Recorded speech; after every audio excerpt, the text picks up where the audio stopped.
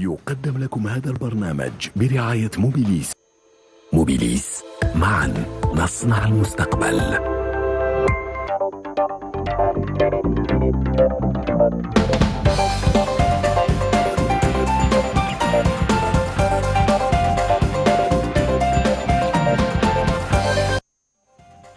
Chers téléspectateurs et amis fidèles des rendez-vous économiques d'Al24 News, bonsoir et merci de nous rejoindre pour la dernière des Pros de l'écho de l'année. Ce soir, nous ferons cap sur la mer Rouge pour parler du secteur de la marine marchande. Il connaît depuis quelques semaines des remous qui le font chavirer et des remous au niveau géopolitique, mais aux conséquences sur l'ensemble ou du moins une bonne partie de l'économie mondiale.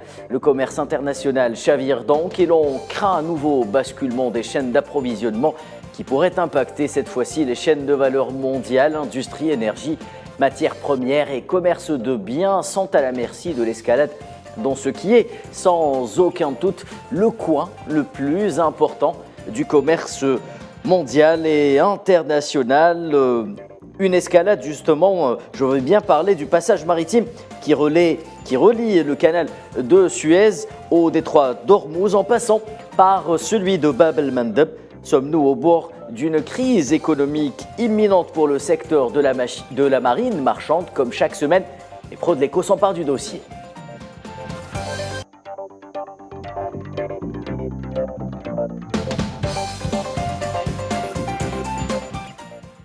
Deux invités de marque ce soir pour débattre de ce sujet ô combien important. Abdrahman Hadef, consultant expert international en économie. Vous êtes en direct avec nous depuis Alger. Bonsoir, cher Abdrahman Hadef. Merci d'avoir accepté notre invitation. Bonsoir, merci pour l'invitation. Depuis Paris, Michel Fayad, expert international en énergie et en économie. Merci également d'être avec nous, Michel Fayad. Bonsoir à vous. Bonsoir, merci de l'invitation. Alors, avant de basculer sur le débat, je vous propose de revenir sur les conséquences économiques justement que connaît un pays en particulier, c'est l'Égypte. Le canal de Suez commence à ressentir l'effet négatif et l'impact de ce qui se passe en mer Rouge. Rendez-vous juste après ce sujet. Près de 12% du commerce mondial transite par cet espace maritime. Le canal de Suez a le même rôle pour l'économie qu'une artère principale pour le corps, l'alimenter et lui permettre de prospérer. Environ 20 000 navires transitent chaque année par le canal de Suez, porte d'entrée et de sortie des navires passant par la mer Rouge. Mais depuis le début de l'agression sioniste contre Reza et les ripostes du Houthi du Yémen, notamment au niveau du détroit de Bab el-Mandeb, l'Égypte s'inquiète quant à la dimension réelle des attaques contre les navires battant pavillon israélien principalement, mais aussi de leur impact sur son économie. Les Houthis ne ciblent pas tous les navires, seulement ceux qui portent le pavillon israélien et les navires se dirigeant vers Israël. Aucun autre navire n'est menacé. L'escalade des tensions a contraint les grandes compagnies maritimes et pétrolières à réduire ou suspendre leur transit par la mer Rouge pour des raisons de sécurité, optant pour une route alternative passant par le cap de Bonne-Espérance, ce qui représente un manque à gagner pour l'Égypte en matière de devises, à une période charnière pour l'économie du pays. Dans un contexte de récession mondiale, l'Égypte est aux prises avec une pénurie de réserves de change causée par l'impact sur le canal de Suez, qui constitue l'une des principales sources de devises étrangères du pays. En tant que voie navigable la plus cruciale au monde, toute perturbation du canal aurait des conséquences considérables sur les recettes en devises de l'Égypte. Au mois de novembre dernier, l'autorité du canal de Suez avait annoncé une augmentation de 20,3% des revenus mensuels du canal qui ont atteint plus de 854 millions de dollars au cours de ce mois. Une donne qui devrait changer en décembre et en janvier si les tensions en mer Rouge venaient à s'accentuer. Le débat, et on va commencer avec vous, Abdrahman Hadef. Alors, Quelle lecture faites-vous à chaud des péripéties économiques et des menaces qui planent sur le secteur de la marine marchande en mer Rouge principalement? Écoutez, je pense qu'aujourd'hui, cette situation aussi s'ajoute à tout ce que le monde a connu ces dernières années, avec la succession des crises après la Covid et aussi la crise sécuritaire entre la Russie et l'Ukraine, qui a perturbé complètement les chaînes d'approvisionnement, surtout dans les transports maritimes qui constituent, il faut le noter, plus de 80% des échanges commerciaux dans le monde. Alors, je pense qu'avec cette crise aujourd'hui, c'est un problème qui s'ajoute, qui va venir aussi un peu fragiliser l'économie mondiale déjà, touchée par une succession aussi de problèmes tels que l'inflation, tels que les dérives au niveau du système financier. Et là, aujourd'hui, avec cette crise au niveau du passage du canal de Suez, qui constitue quand même, comme vous l'avez signalé, pratiquement 12% du trafic maritime mondial, mais il faut noter qu'il représente aussi 40% du transport des porte-conteneurs. Oui. Donc ce n'est pas quelque chose de négligeable, et là ça devient un peu, ça va jouer sur l'ensemble des chaînes d'approvisionnement et même surtout dans les chaînes de production. Je pense que les Houthis, à travers cette tension, veulent mettre vraiment le monde devant la réalité que la situation à Gaza, ce qui se passe à Gaza, va impacter toute l'économie mondiale et tout le monde en finalité. Voilà. Merci Abdelrahman Hadef. Même question Michel Fayad. Quelles sont vos impressions? Quelle est votre lecture à chaud comme ça de ce qui se passe en mer Rouge actuellement pour le secteur de la marine marchande?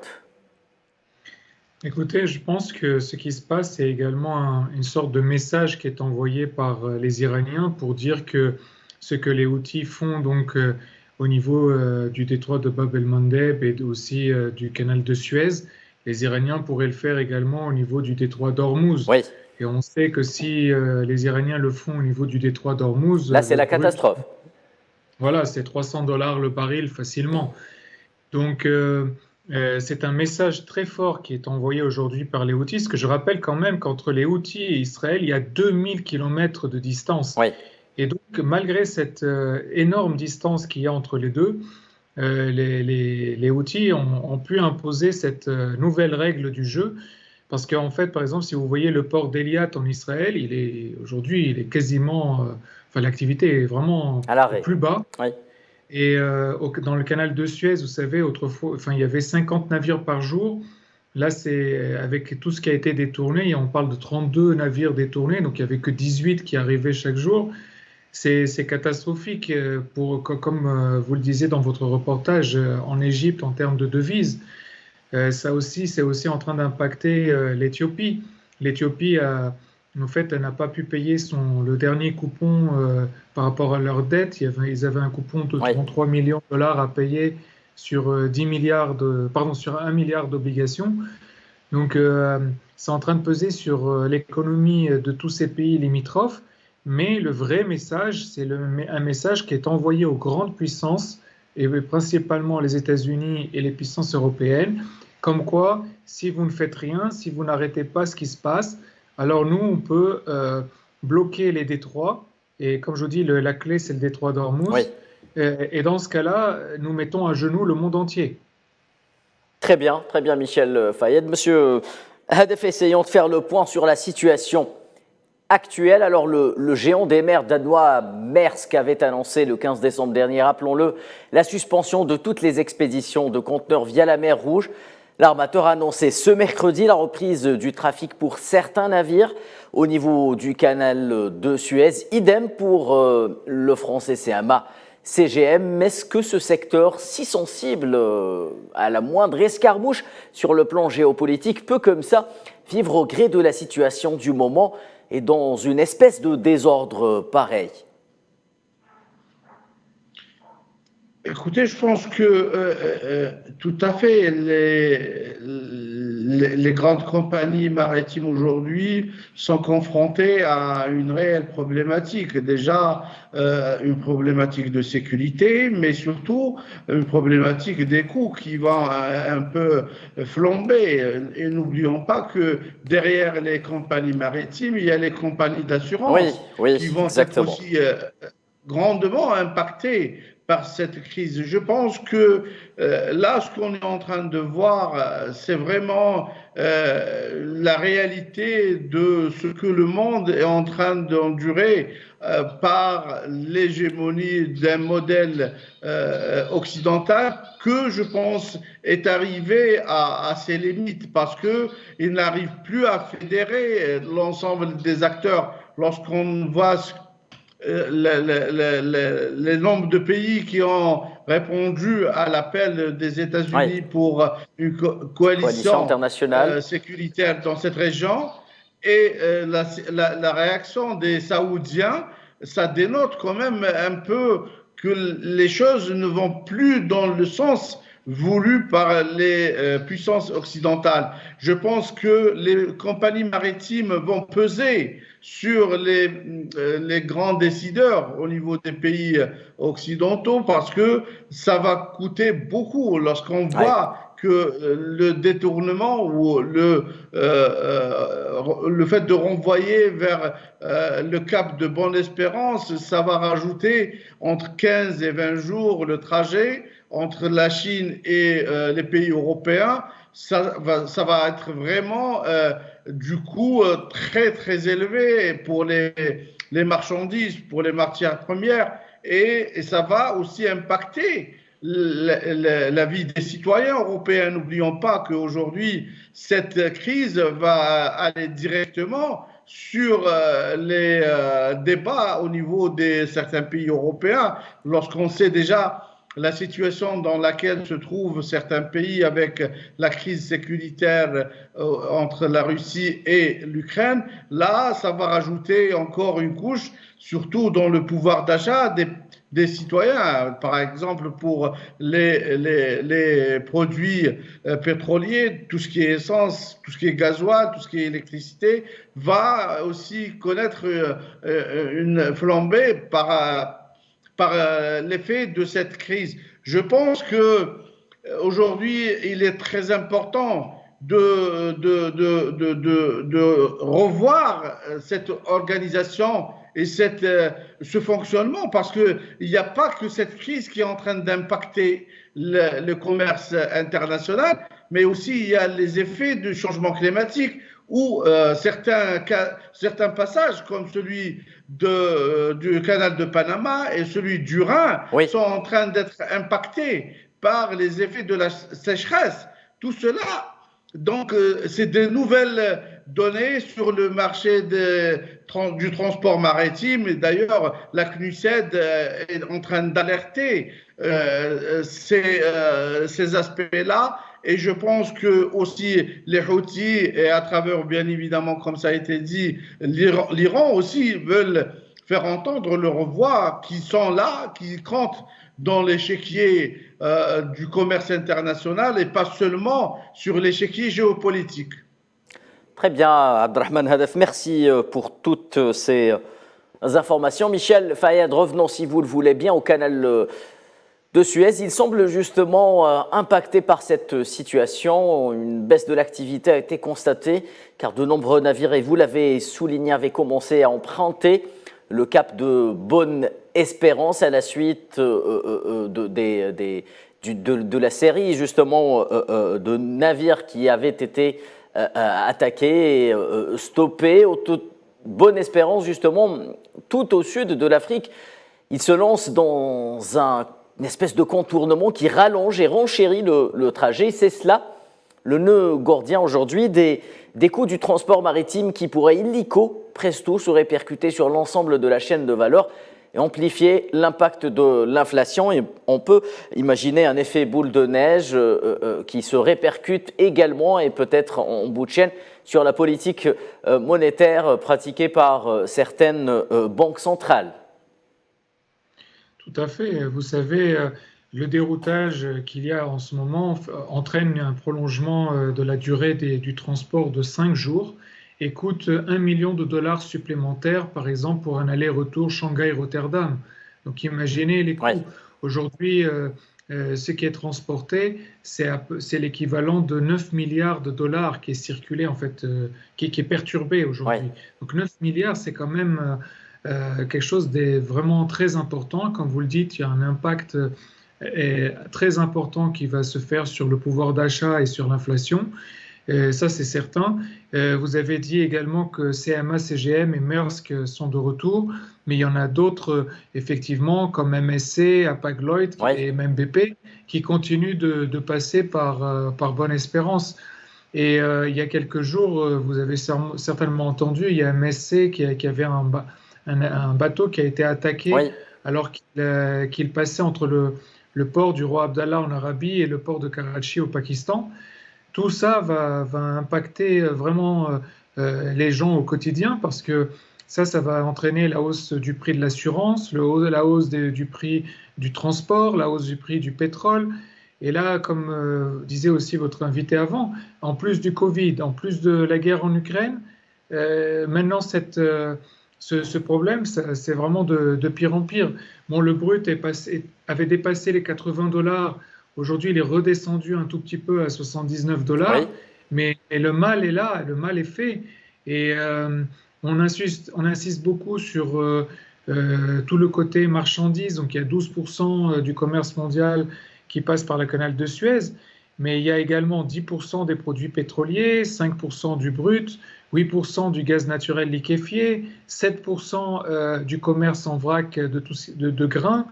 Il y a en fait, on parle de 80% du pétrole du Golfe qui sort pour aller vers l'Europe passe par le canal de Suez. Donc imaginez l'Europe sans pétrole, ça serait catastrophique, l'Europe serait à genoux.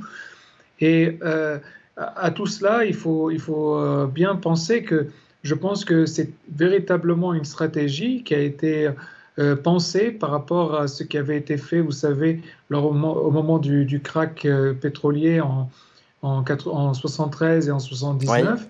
Et là, il y a, à mon avis, une véritable stratégie de l'utiliser à nouveau pour faire plier les puissances américaines et européennes.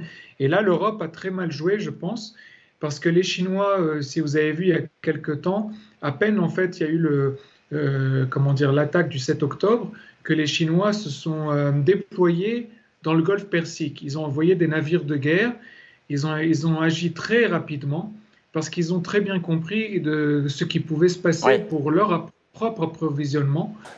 Et donc là encore, les Européens sont un peu les dindons de la farce, puisque les Américains ont, vous le savez, des navires un peu partout dans la région, les Russes également, et maintenant les Chinois, mais les Européens vraiment sont les laissés pour compte. Ils sont en train de perdre tout ce qu'ils ont en Afrique, et maintenant ils risquent de perdre également toute la possibilité d'être approvisionnés au niveau du Moyen-Orient. Et donc, il va falloir véritablement réfléchir à une solution. Est-ce que l'Europe doit réouvrir vis-à-vis de la Russie? Est-ce que l'Europe doit essayer de réfléchir à une véritable stratégie en envoyant ses propres navires en Europe, au Moyen-Orient? Il y a vraiment beaucoup de questions sérieuses qui se posent. Ou bien pousser vers le sens d'un cessez-le-feu peut-être à Gaza, ce qui serait la solution qui arrangerait peut-être tout le monde. Oui, mais la question c'est est-ce que les deux parties veulent réellement un cessez-le-feu? Parce que j'ai l'impression que les deux parties sont aujourd'hui jusqu'au boutiste et veulent en fait en découdre avec l'autre et ne veulent pas s'arrêter. Aujourd'hui, le Hamas ne veut pas d'une solution à deux États, Netanyahou ne veut pas d'une solution à deux États. Donc en fin de compte, l'un et l'autre veulent supprimer l'autre. Et tant que vous êtes dans cette logique-là, je ne vois pas en quoi le cessez-le-feu ne servirait qu'à se... Et donc d'après vous, les Européens devraient plus penser à la réponse sécuritaire aux côtés des États-Unis. Est-ce que ce serait une solution envisageable là aussi? Non, moi je pense pas que l'Europe doit rentrer dans le jeu sécuritaire parce que l'Europe est, encore une fois, serait celle qui serait le touchée par peut-être des attentats ou touchée par différentes choses. Moi je pense que l'Europe doit réfléchir d'une manière économique, comme le font les Américains, comme le font les Russes, comme le font les Chinois, et faire de même, envoyer des navires qui sécurisent leur approvisionnement pour éviter les problèmes. Ce ne sont pas des compagnies de transport américaines, chinoises ou russes qui ont été attaquées, c'est des compagnies de transport européennes qui ont été attaquées. Donc, les Européens doivent réfléchir à comment se protéger, c'est essentiel. Et par rapport au conflit, l'Europe doit jouer d'une manière un peu plus intelligente au rapprochement des parties, mais en faisant en sorte de favoriser un espèce de changement de leadership de part et d'autre, parce qu'avec ces deux leaderships, on ne voit pas de véritable solution à court terme. Oui, Michel Fayad, même si il convient de le rappeler, l'entité sioniste dépasse tout entendement avec ces bombardements quotidiens que l'on voit à Gaza et empêche justement par cette attitude les deux parties d'arriver à une quelconque solution.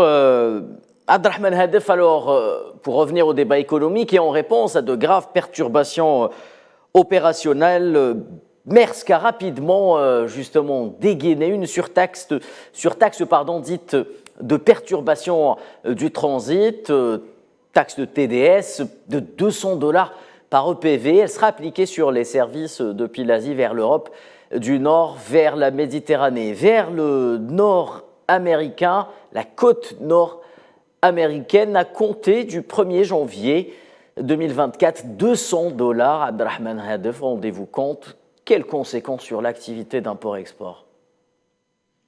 Elle sera énorme, l'activité, mais ce qui est plus important, c'est ce que ça va engendrer comme spéculation, parce que ça va un peu pousser les marchés financiers à anticiper de l'inflation, et ça peut vraiment dériver, et surtout dans cette période d'incertitude que tout le monde espérait pouvoir relancer la machine, surtout après 2 ans de forte hausse des taux d'intérêt au niveau des banques, des principales banques centrales. Alors, tout le monde espérait que le début de l'année 2024 va connaître une reprise et un soi-disant réouverture des projets d'investissement. Mais là, avec cette crise au niveau du Moyen-Orient et surtout sur le transport maritime international, ça va vraiment être vraiment préjudiciable à toute la chaîne de l'économie, pas seulement au niveau du transport, mais ça va impacter aussi, comme je l'ai dit tout à l'heure, tout ce qui touche à l'assurance, tout ce qui touche au marché financier.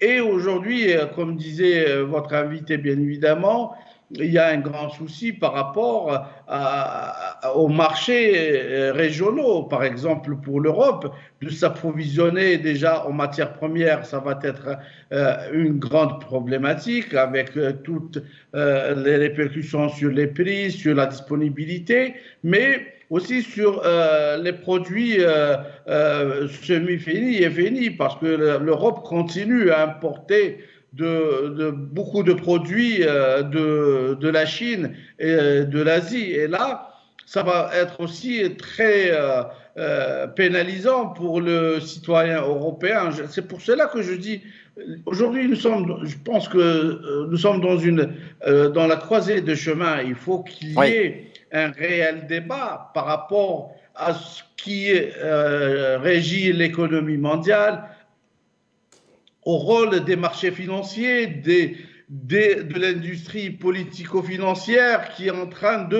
d'orienter le monde vers l'incertitude, vers le précipice. Parce que lorsqu'on voit la guerre à Gaza, c'est une guerre qui n'a aucun sens, mais qui peut basculer le monde vers l'inconnu. Parce que les Houthis, ce n'est que le début. et si jamais il y a un embrasement de la région, surtout au Moyen-Orient, ça risque de dégénérer partout dans le monde. Et ça, ce n'est pas écarté pour l'année 2024. Donc, Ouais. il faut prendre au sérieux cette situation avec les Houthis, la situation à Gaza. Ce n'est pas une situation très localisée. Elle peut dégénérer à tout moment. Les compagnies maritimes sont en train de se projeter parce qu'effectivement, il y aura un grand problème de disponibilité, de capacité de transport si jamais les armateurs vont faire marche arrière et bloquent une certaine catégorie de bateaux, Oui. surtout les bateaux les plus sensibles. N'oublions pas aussi que le canal de Suez est considéré comme un canal qui ne répond plus au volume. Abdrahman Hadef, je vous propose d'aller vers une toute petite pause avant de revenir au débat et enchaîner sur le canal de Suez. Mesdames et messieurs, retour sur le plateau des pros de l'écho, juste après une petite pause.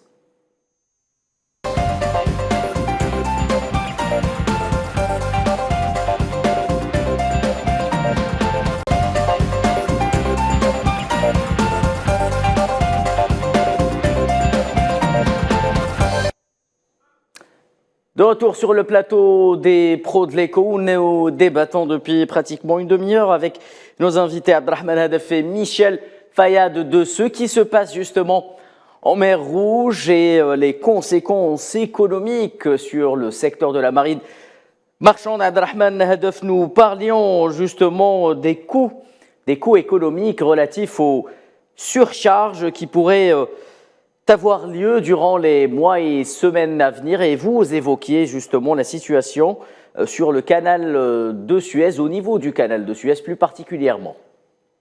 Effectivement, déjà l'Égypte comptait un peu lancer des grands travaux pour essayer d'aménager mieux le canal de Suez pour les gros porteurs. D'ailleurs, ce qui a été dernièrement le problème avec un des grands porteurs porte-conteneurs, d'Evergreen, Oui. qui a échoué au niveau du canal de Suez et qui a bloqué le passage pendant une quinzaine de jours. C'était déjà un début d'une réflexion sur la nécessité de réaménager le canal de Suez qui, faut le rappeler, fait rentrer à l'Égypte plus de 9 milliards de dollars par an. C'est quelque chose d'énorme. Exactement. Comme entrée de devises pour un pays qui veut se relancer Tout simplement la économiquement. deuxième source de devises pour le pays. Effectivement, pour un pays qui veut se relancer économiquement. Et là, je pense que cette crise va venir aussi impacter pas seulement l'Égypte, mais toute la région. C'est pour cela que je dis, par rapport aux Européens, l'Union européenne aujourd'hui, il faut qu'elle ouvre un débat sur sa situation économique et aussi sur les projections pour les années à venir. Il y a beaucoup d'initiatives qui ont été lancées au niveau de la Commission européenne pour essayer de rapatrier certaines industries, essayer d'avoir des chaînes de valeur plus courtes à travers de la relocalisation avec le nearshoring, donc dans le voisinage. Tout cela se fait, mais à mon sens, l'Union européenne doit accélérer cette transformation de son économie pour qu'il puisse tenir le coup, parce qu'avec cette succession des crises, je pense que le plus grand perdant serait l'Union européenne, à mon avis. Très bien, comme l'a si bien également souligné Michel Fayad, et parallèlement à cela, il pourrait être complet sur ce dossier des surtaxes. Une surcharge justement d'urgence entrera en vigueur le 1er janvier sous réserve de négociation, ajoutée à la PSS ou Peak Season surcharge qui est appliquée aux périodes de fêtes de fin d'année, notamment de $500 sur la route Asie-Europe du Nord, $1000 Asie-Méditerranée et $300 Asie côte nord-américaine. Les deux nouvelles recrues commencent à tester le prix du transport d'une boîte MSC qui a introduit des suppléments de 600 à 2000 $ par unité de chargement. L'armateur français CMA CGM, quant à lui, a également augmenté ses prix de 325 $ par conteneur de 20 pieds sur le trade Asie-Europe du Nord depuis vendredi 22 décembre dernier. Hapag-Lloyd, l'Allemand, a de son côté présenté son programme de taxes, mais a d'ores et déjà appliqué depuis le 15 et jusqu'au 31 décembre courant une redevance d'urgence ERC pour le fret à destination et en provenance des ports de la mer Rouge, Jeddah, Aqaba, Sorna, Port-Soudan, Djibouti, Aden. Partout, je dis bien partout, un transbordement supplémentaire doit être effectué entre 1000 et 1500 $ par EPV, entre 3000 et 4000 $ par reefer. Ce qui m'amène à vous, Michel Fayed, tout simplement, quelles pourraient être selon vous les conséquences économiques d'un tel surcoût d'exploitation sur la planète entière si les choses venaient à empirer, si le gendarme du monde, les États-Unis et sa coalition intervenaient militairement dans cette région si sensible au changement géopolitique? Écoutez, je ne pense pas que les États-Unis puissent intervenir sans que l'Iran réagisse. Oui. Et comme je l'ai dit, pour que la façon que l'Iran va réagir serait de réagir en fermant le détroit d'Ormuz. Et c'est pour ça que je vois, moi, ce que font les Houthis comme un message envoyé aux Américains par l'Iran en leur disant « ne jouez pas avec le feu, nous on peut fermer le détroit d'Ormuz ». Et la fermeture du détroit d'Ormuz aurait des conséquences aux États-Unis même. Je ne sais pas si vous vous souvenez, mais il y a quelques mois, il y avait un problème au niveau des stations d'essence aux États-Unis, où le prix flambait à la pompe et le contribuable américain n'en pouvait plus. Et rappelons que le prix du gallon aux États-Unis avait dépassé les 5 $. Voilà, et donc imaginons que le détroit d'Ormuz ferme, cela aura des conséquences aux États-Unis même. Donc, est-ce que les États-Unis sont en mesure aujourd'hui, alors qu'ils ne sont pas au mieux financièrement, vous vous souvenez qu'on a haussé le plafond de la dette pour pouvoir réemprunter, se refinancer sur les marchés internationaux? Exactement, et il y a eu énormément de problèmes pour en arriver à un accord entre républicains et démocrates, et Donald Trump était contre tout cela. Donc si jamais le détroit d'Ormuz était fermé, cela serait catastrophique pour les Américains. Y compris pour Joe Biden, vous entendez? C'est cela, Michel Fayed? C'est sûr, d'un point de vue économique et social, les Américains seraient vraiment dans une situation dramatique, et donc pour la réélection de Joe Biden serait complètement terminée. Enfin, c'est ça. Déjà qu'il est donné perdant dans tous les sondages aujourd'hui, si un tel événement se passait, ça serait fini pour Joe Biden.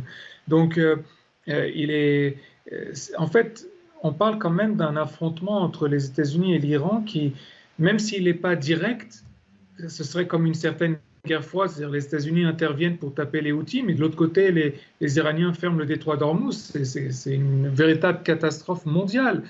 Et donc, pour les Européens, c'est encore pire, puisque les Européens n'auraient quasiment plus d'accès à l'énergie, mais à aussi beaucoup de choses qui viennent de Chine et beaucoup de choses qui partent en Chine. Donc, c'est vraiment catastrophique, et on en parle très très peu parce qu'on s'est concentré sur les États-Unis, sur l'Europe, sur la Chine, mais il y a également, n'oubliez pas, Dubaï. Parce que si le détroit d'Ormuz se ferme, c'est-à-dire que le port de Jebel Ali, qui est aujourd'hui l'un des plus grands ports dans le monde et qui a un des plus grands passages obligés en termes de logistique, et même avec Dubaï comme plateforme pour Emirates Airlines, et comme hub en fait. Oui, comme hub, oui. Donc, Abdrahman Hadef, est-ce que nous sommes dans un scénario semblable à celui de 2020-2022, c'est-à-dire comparable à celui de la crise Covid? L'agence Fitch est l'une des rares voix dissonantes à ne pas vouloir tirer la sonnette d'alarme. Raison invoquée par Fitch, la demande de marchandises n'est pas aussi forte en Amérique du Nord et en Europe qu'en 2020-2022. Quelle est votre analyse? Écoutez, moi je dirais que nous sommes dans la continuité de ces crises-là, de 2020 et 2021. jusqu'à 2022. Donc, ça se poursuit et les choses n'ont jamais été rétablies depuis. Hein. L'économie mondiale en souffre. La Chine peine à redémarrer. L'Europe est pratiquement en récession. Les États-Unis sont asphyxiés par leurs dettes et ce n'est pas le semblant d'accord qu'il y a eu pour le relèvement du seuil pour la dette qui va arranger la chose. D'ailleurs, au contraire, ça va empirer dans ce sens-là. Donc, je pense que cette situation aujourd'hui n'est que l'aboutissement d'un dérèglement structurel de l'économie mondiale et qui est en train de mener le monde vers l'inconnu. J'insiste sur ça parce que effectivement, la dette, elle est en train de peser. Tout à l'heure, votre invité parlait du cas de l'Égypte. Effectivement, les rentrées en devises sont tellement importantes pour un pays comme l'Égypte parce qu'il faut dire que le service de la dette égyptienne est très, très important. Aujourd'hui, les services de dette sont colossaux dans des pays qui font semblant d'être en bonne santé économique, mais réellement, ils ne le sont pas. À l'exemple des États-Unis, à l'exemple de la France et de certains pays européens. Donc, et aussi, je rejoins parfaitement l'analyse de votre invité lorsqu'il parle de certains pays qui ont su tirer bénéfice d'un certain ordre économique, je dirais, qui n'était pas aussi réel. C'est par exemple les Émirats arabes unis qui ont toujours tiré bénéfice d'un ordre qui était injuste. Donc, ils ont toujours bénéficié des leviers des marchés financiers. Aussi, ils ont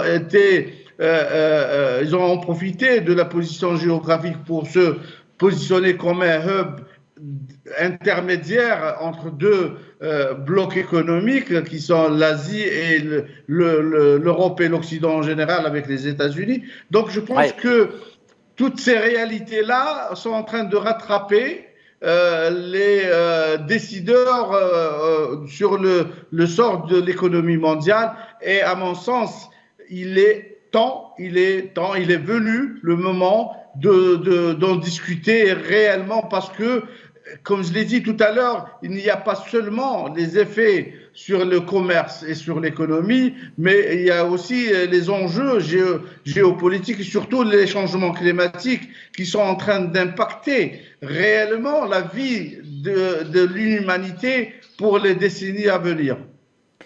Très bien, Abdelrahman Hadef. Michel Fayad, alors il semblerait que les dernières attaques des Houthis aient visé un chimiquier et deux pétroliers. Justement, le secteur énergétique est celui dont on redoutait les conséquences les plus imminentes, notamment en ce qui concerne le prix du baril de brut, même si, je dis bien même si, le marché demeure très inquiet, forcé de constater que pour l'instant, il y a peu d'effets sur les cours du Brent. Vous l'avez évoqué tout à l'heure, le prix du baril de Brent qui oscillait autour des $80 a baissé à environ $79 en clôture des marchés ce soir. Comment expliquer cela, cette léthargie, si je puis dire, au niveau des cours du pétrole, alors que tout le monde, ou tous les analystes, ou presque s'attendaient à un chamboulement, un baril de Brent qui pourrait atteindre, pourquoi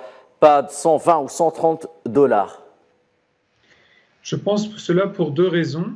La première, c'est qu'aujourd'hui, le marché et les grands pays, en fait, considèrent qu'il n'est pas réellement possible que les États-Unis et l'Iran aillent jusqu'au bout et s'affrontent directement ou indirectement. Ils pensent que pour le moment, chacun s'envoie des messages, c'est-à-dire les Américains tapent sur vous savez, les Hashd el-Sha'bi en Irak, et de l'autre côté, vous avez les Houthis qui tapent les Israéliens. Et donc, on s'envoie des messages à droite, à gauche, mais il n'y a pas d'affrontement direct. Et il y a des limites qui sont posées. Mais de l'autre côté, il y a aussi ce que vous avez évoqué il y a quelques minutes, qui est la différence entre le monde aujourd'hui, donc on est quasiment en 2024 maintenant, Et quand la guerre en Ukraine a commencé ou même quand le Covid a éclaté, c'est qu'aujourd'hui, il y a une récession mondiale, les gens ont un pouvoir d'achat qui est bien moindre et par conséquent, ils ont des besoins énergétiques qui sont moindres, il y a des besoins également alimentaires qui sont moindres. Je veux dire, pour que vos téléspectateurs comprennent, en France même, il y a des gens aujourd'hui qui mangent un repas et non pas 2 ou 3 par jour. Oui. Il y a des gens qui ne mangent de la viande qu'une fois par semaine. Donc il y a un changement qui s'est opéré ces dernières années en Europe qui en fait montre aujourd'hui que l'impact sur les matières premières n'est plus aussi fort qu'il ne pouvait l'être il y a quelques années parce que les gens en fait n'ont plus les moyens d'acheter ces matières premières. Mais quand même, une crise dont la crise aurait moins d'impact, d'après vous? Oui, sauf si, comme je vous ai dit, si les États-Unis et l'Iran rentrent réellement en guerre, soit directe ou indirecte, c'est-à-dire que les États-Unis tapent les Houthis très fort et de l'autre côté, les Iraniens ferment le détroit d'Ormuz. Là, les choses peuvent vraiment monter à des prix affolants. Mais sinon, je pense que les prix, comme vous le dites, vont continuer à stagner à peu près $80 le baril. Aujourd'hui, ça s'est terminé à 79. Ouais. Mais ce que je veux dire, c'est que ça va tourner dans ces eaux-là parce que le prix de $80, c'est aussi quelque chose que les Saoudiens et les Russes et les Américains souhaitent. Aujourd'hui, c'est un prix qui arrange tout le monde. Exactement. Ouais. Et donc, le prix à 80, ils sont tous en train d'essayer de le maintenir et c'est ce qu'ils veulent. Mais la question, c'est jusqu'où Biden est prêt à aller parce que les Iraniens, pour le moment, en fait, sont assis et regardent ce que veulent faire les Américains. Et est-ce que Biden va faire la même erreur que George Bush père? Si vous vous souvenez, à la fin de son mandat, il s'est lancé dans une guerre contre l'Irak de Saddam Hussein. Oui. Et il n'a pas pu être élu, il a perdu face à Bill Clinton. Est-ce qu'il va refaire la même erreur ou pas? En tout cas, il semble que quel que soit le choix qu'il fait, eh bien, il serait perdant dans les élections présidentielles apparemment. Joe Biden qui fait, même face à des remous au sein de son propre camp, le camp démocrate qui s'inquiète des mauvais chiffres affichés dans les sondages à actuellement moins d'un an de la présidentielle de 2024. Donc, Abdelrahman Hadef, là aussi, votre sentiment par rapport à ces prix du brut qui ne décollent pas malgré la situation ô combien inquiétante en mer Rouge? Écoutez, ça dénote sur la santé de l'économie mondiale.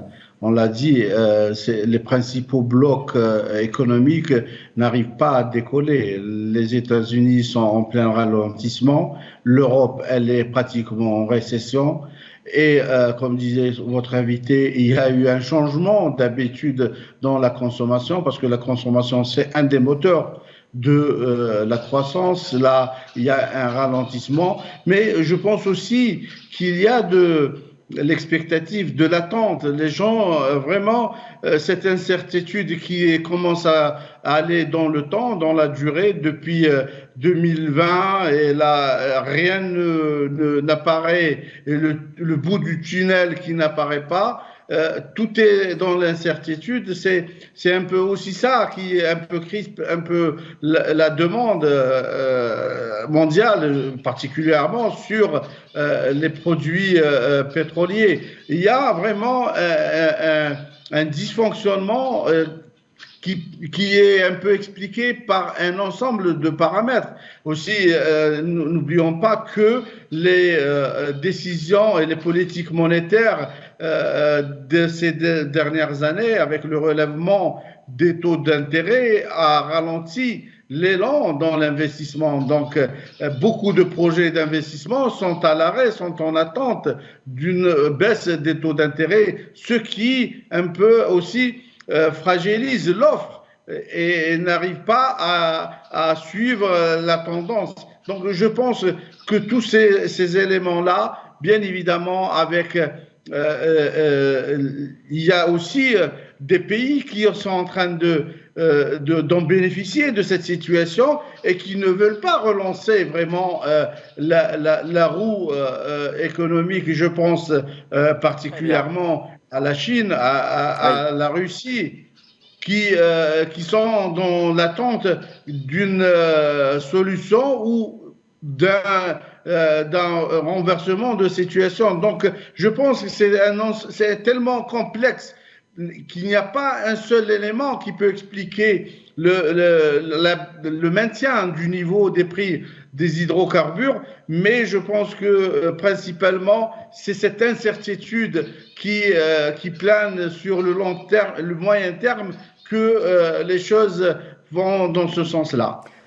Très bien, Abdelrahman Ahadef. Michel Fayad, alors en quelques jours à peine, le corridor Est-Ouest aurait déjà perdu un tiers de son trafic habituel au profit de la longue route historique qui passe par le Cap de Bonne-Espérance, comme on l'a évoqué en début d'émission, un itinéraire toutefois bis vers lequel la marine marchande se tourne quand il fait gros temps pour éponger une surcapacité face à une demande au plancher, a fortiori quand le pétrole n'est pas cher. Que se passera-t-il si, justement, le cours du brut venait à s'affoler brusquement? Écoutez, les compagnies de transport sont en train de se remplir les poches de manière extrêmement incroyable, parce que je ne sais pas si vous le savez, mais en France, CMA CGM est l'entreprise qui a réalisé les plus grands profits ces dernières années. 22 milliards de dollars de bénéfices en 2022.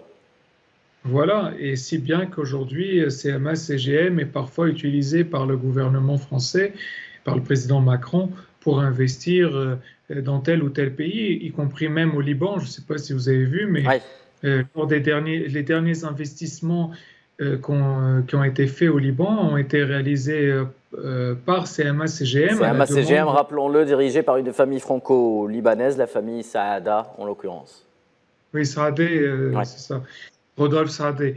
Et en fait, ils ont véritablement les moyens aujourd'hui d'investir. Et juste pour que vos téléspectateurs sachent, à l'époque où Nicolas Sarkozy était président de la République en France, il avait fallu sauver CMA CGM d'une quasi-faillite. Donc imaginez le chemin qui a été parcouru. Je veux dire, une société qui était quasiment en faillite, qui est aujourd'hui... si je ne m'abuse. Voilà, et qui est aujourd'hui l'entreprise qui réalise les plus importants profits. Donc, les sociétés de transport aujourd'hui vont continuer à tourner, les gens veulent consommer, il y a 8 milliards de personnes sur la planète, la consommation et la mondialisation, les sites internet du type Amazon et autres qui incitent les gens à acheter, même en ligne, avec... Vous savez, il y a énormément de gens en Europe qui vont sur même maintenant des sites chinois pour acheter directement auprès du fabricant chinois des produits soi-disant pas chers, mais qui du coup, nécessitent un transport. Et donc, aujourd'hui, l'impact sur la population mondiale est de plus en plus important. Michel Fayad, qui paiera en l'occurrence justement le delta qui sera engendré par ces espèces de perturbations du trafic ou du transit? Le consommateur final? Le consommateur final va certainement payer une grande partie. Il y a une autre partie qui va être payée par les États. Et la question est jusqu'où les États peuvent s'endetter. Je veux dire, par exemple en France, quand Emmanuel Macron est devenu président de la République, l'endettement était en dessous de 100% du PIB. Aujourd'hui, il a complètement explosé. Il est à peut-être, il a dépassé les 100%. Voilà, je crois qu'il est presque aux 120% aujourd'hui.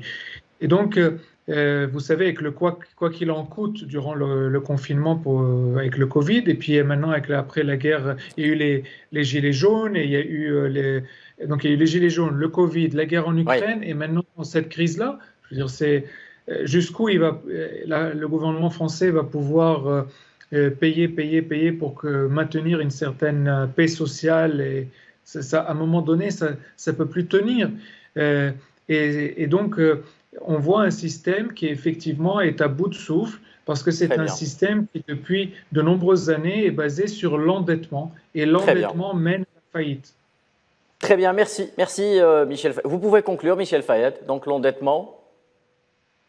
Mène à la faillite. Très bien, l'endettement mène à la faillite. Ça sera la conclusion de cette émission ce soir, en espérant justement aussi que la donne géoéconomique pourra pousser la communauté internationale à faire davantage de pression au Conseil de sécurité des Nations Unies sur l'entité sioniste pour stopper son agression barbare sur Gaza qui se poursuit pour le 82e jour consécutif, rappelons-le, avec un bilan à la clé de plus de 21 100 martyrs et 55 000 blessés ce soir. Merci mesdames et messieurs d'avoir été parmi nous. Michel Fayad également, Abdrahman Hadef, nos deux experts du soir.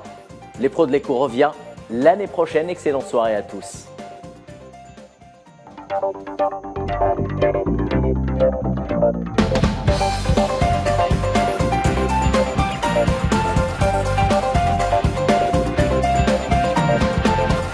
قدم لكم هذا البرنامج برعاية موبيليس. موبيليس، معا نصنع المستقبل.